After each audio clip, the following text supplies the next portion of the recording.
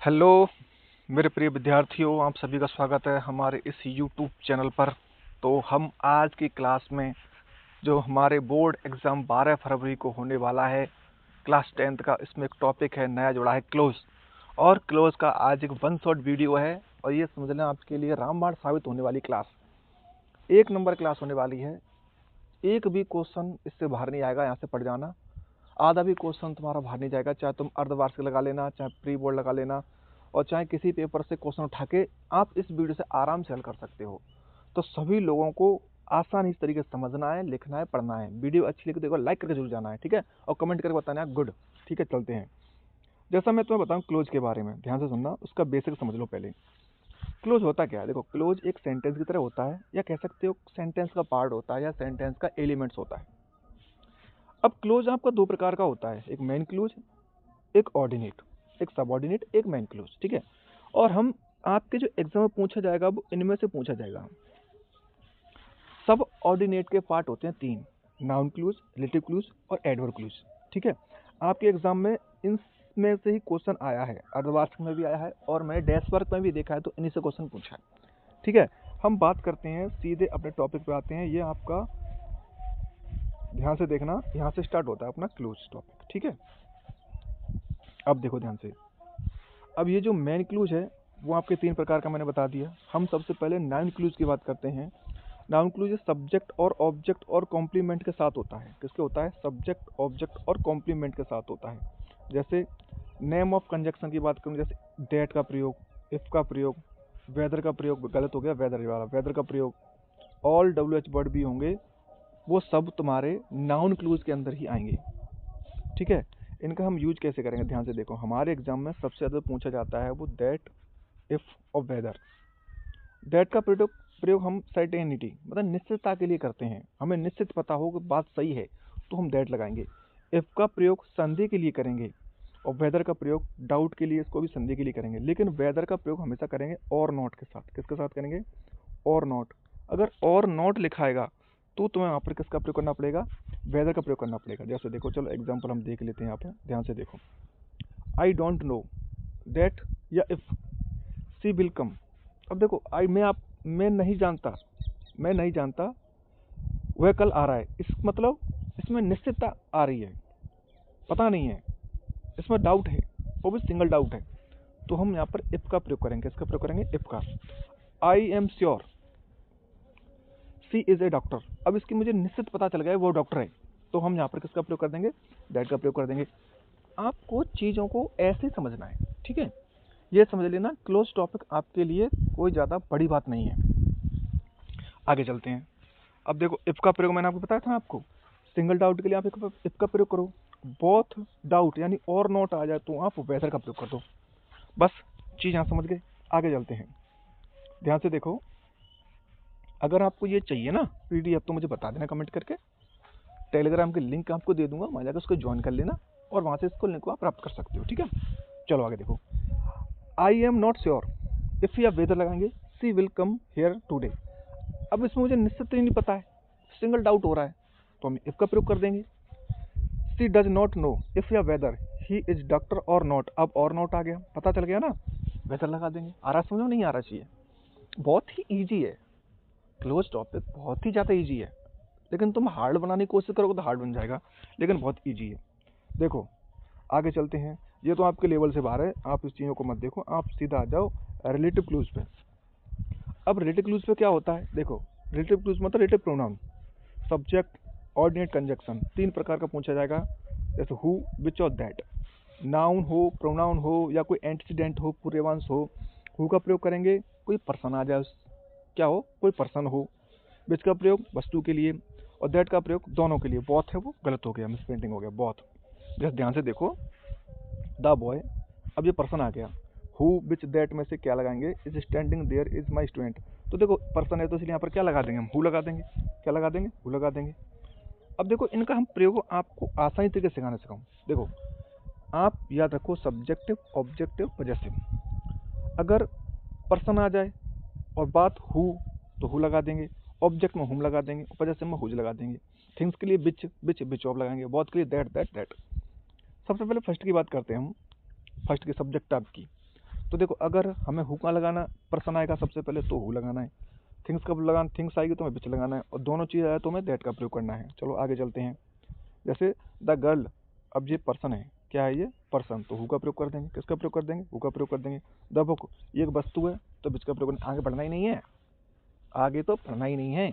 अगर बाद में वर्ब आती है तो इस चीज़ को करेंगे, अगर बाद में क्या आएगी वर्ब, तीनों के नियम अलग अलग हैं। सेकंड की बात करूं, ध्यान से देखो, कोई एंटीसीडेंट हो, पूर्वांश हो, यहाँ पर हमें रिलेटिव प्रोनाउन क्या भरने, होम, विच, दैट, लेकिन यहाँ पर कोई अदर वर्ड होना चाहिए। क्या होना चाहिए, अदर वर्ड। अब ध्यान से देखो, द बॉय, पर्सन तो आ गया लेकिन अभी यहाँ पर वर्ब नहीं आई है, उसमें पहले हेल्पिंग वर्ब आ रही थी, लेकिन यहाँ पर अदर वर्ड आई आ गया, इसलिए होम सेकंड पर्सन कौन सा होगा, होम भर देंगे। ठीक है, देखो आगे चीज़ है, समझो यार। दिस इज द बुक, पुस्तक आ गई, अदर वर्ड आ गया इज, लेकिन यहाँ पर तो हेल्पिंग वर्ब आई है, तो यहाँ पर क्या भरेंगे हम बताओ, तो यहाँ पर क्या भरेंगे हम, विच भरेंगे, क्या भरेंगे, विच। अब पर्सन, थिंग्स, ऑफ विच भरेंगे। यहाँ से देखो, यहाँ पे ध्यान से देखो, चीज़ों को समझने की कोशिश करो तुम। यदि सेंटेंस से पहले पर्सन थिंग्स दिया हो और हु विच का प्रयोग नहीं करेंगे तो दैट का प्रयोग करते हैं। जैसे all, none, only, little, superlative degree, there, same, यहाँ पर हम किसका प्रयोग करेंगे, दैट का प्रयोग करेंगे, लेकिन जब ये चीज़ आपके पास होंगी तब करेंगे। ठीक है, जैसे ध्यान से देखो तुम, ध्यान से देखो, मैं बड़ा करके सबको समझाता हूँ। This is the same book, अब इसमें क्या आ गई, सेम, हमें कुछ पढ़ना ही नहीं है, हमें आगे देखना ही नहीं है, सेम आ गया, हटाओ, चिपका दो। यहाँ पर आ गया ऑल, बस कहानी खत्म, हटाओ। चीज़ें बहुत आसान हैं। अब देखो यहाँ पर दोबारा फिर समझो, जैसे who, whom, whose, which, which, which of, that, that. Third form हमेशा नाउन के साथ होगी, किसके साथ होगी, नाउन के साथ।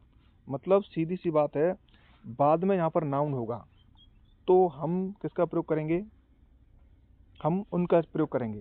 किसका, एक तो आपका कौन सा बच गया, हुज, ऑफ विच, बस। बाद में अगर नाउन होगी तो, अगर अर्ध वर्ड होगा तो अदर वर्ड के लिए हम किसका प्रयोग करेंगे, हुम, विच, दैट। अगर हमारे सबसे बाद में वर्ब होगी तो हम हु लगाएंगे और क्या लगाएंगे, नीचे विच लगाएंगे और दैट लगाएंगे। ठीक है, ये याद करना है स्ट्रिक्ट से। सेकंड की बात करूं, जैसे अगर वेन, वाइल, बिफोर, आफ्टर, ये बारी चीज़ आ जाए तो आप वेन का प्रयोग करेंगे period of time, point of time, लेकिन वाइल का प्रयोग सिर्फ पीरियड टाइम के लिए करेंगे। हमेशा ध्यान रखना, चीज़ों को कभी कभी पूछ लेता है वो। जैसे वाइल का प्रयोग कब करेंगे, जब सिंपल पास्ट हो और दूसरा पास्ट कंटिन्यूस हो तो हम वाइल का प्रयोग करेंगे, यानी सबसे पहले हमारे पास पास्ट कंटिन्यूस टेंस होना चाहिए, तो वहाँ पर क्या लगा देंगे, वाइल लगा देंगे। ध्यान से देखो, जैसे देखो आई सा हर, क्या आ रहा है, आई सा हर, पहले simple past, she was playing the ground, तो यहाँ पर आंसर क्या हो जाएगा, इसका बैन हो जाएगा, क्या हो जाएगा, दोनों चीज़ बता रहा है वो, क्या चीज़ बता रहा है, दोनों चीज़। लेकिन अगर मैं बात करूँ, अगर मैं यहाँ पर वैन की बात करूँ, वैन सी वॉज वेटिंग, अब यहाँ पर क्या आ गया, यहाँ पर हम दोनों चीज़ भरेंगे, वैन भी भरेंगे, वाई भी भरेंगे, लेकिन वैन कब भरेंगे, जब वैन के लिए हमारे पास एम भी सेकंड पहले होना चाहिए तो हम वैन भरेंगे। अगर एम फर्स्ट में आई आ गया तो वाइल भर सकते हैं और वैन भी भर सकते हैं, दोनों चीज़ भर सकते हैं। ठीक है, आगे देखो, आगे देखो, अगर हम अंटिल की बात करें, किसकी बात करें, अंटिल की, ये सेल्फ नेगेटिव होता है, वर्ड में सब ऑर्डिनस नोट को हटा देते हैं, टाइम क्लोज फ्यूचर टेंस का नहीं प्रयोग करेंगे, फ्यूचर टेंस नहीं बनाएंगे इसमें। ध्यान से देखो, you can not go home until you will not finish this work. अब देखो इस एक तो इसका प्रयोग नहीं करेंगे, इसमें से नॉट भी हटा देंगे, तो you can not go until you finish this work, not को उठाएंगे और फ्यूचर टेंस का प्रयोग भी नहीं करेंगे हम। ठीक है, ये ऐसे बनाएंगे इसको। आगे बात करूँ एडवर्ब क्लूज, एडवर्ब क्लूज में क्या होता है, टाइप ऑफ एडवर्ब 8 प्रकार के होते हैं। एडवर्ब क्लूज ऑफ टाइम, इसमें क्या होता है, टाइम के बारे में होता है। Teacher entered in the class, तो इसमें हम किसका प्रयोग करेंगे, नो सूनर, तो जैसे no sooner did not ball ring then teacher entered the class. ठीक है, आगे बात करूँ फर्स्ट फॉर्म, डू के लिए फर्स्ट फॉर्म, डज के लिए हम फर्स्ट एस, डिड के लिए हम सेकंड लगाएंगे। एडवर्ब प्लेस, एडवर्ब प्लेस की बात करूँ तो देखो उसमें तुम्हारे आएंगे वेयर और wherever, wherever where दोनों आएंगे, हमेशा प्लेस के लिए करे जाएंगे, किसके लिए, स्थान के बाद इनका प्रयोग किया जाएगा।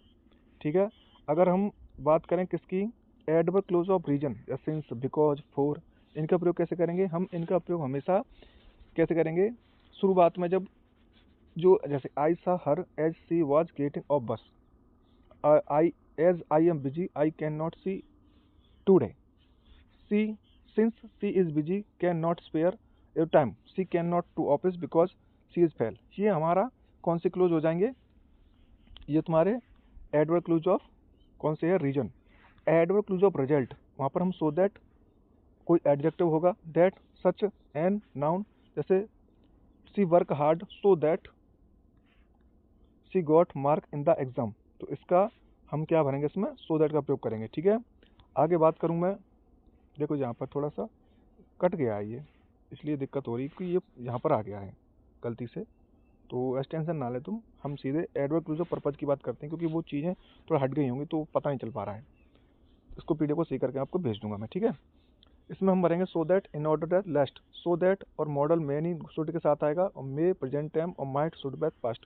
कहने का मतलब है अगर आप वहाँ पर मे का प्रयोग करोगे तो माइट शुड के साथ करोगे, जैसे labour hard work so that the pass exam, तो मे लेबर हार्ड सो दैट सी मे, देखो दैट आया तो मे के साथ आएगा, सीधी सी बात है, आप इनको समझ गए। अगला है तुम्हारा कौन सा है, एडवर्ब क्लोज ऑफ कॉन्ट्रास्ट, विरोधाभास वाला। ये तुम्हारे यहाँ से क्वेश्चन आते हैं, इनको समझो, यट आता है और तुम्हारे बट आता है, तो ये कैसे आएगा, through though, he is poor yet,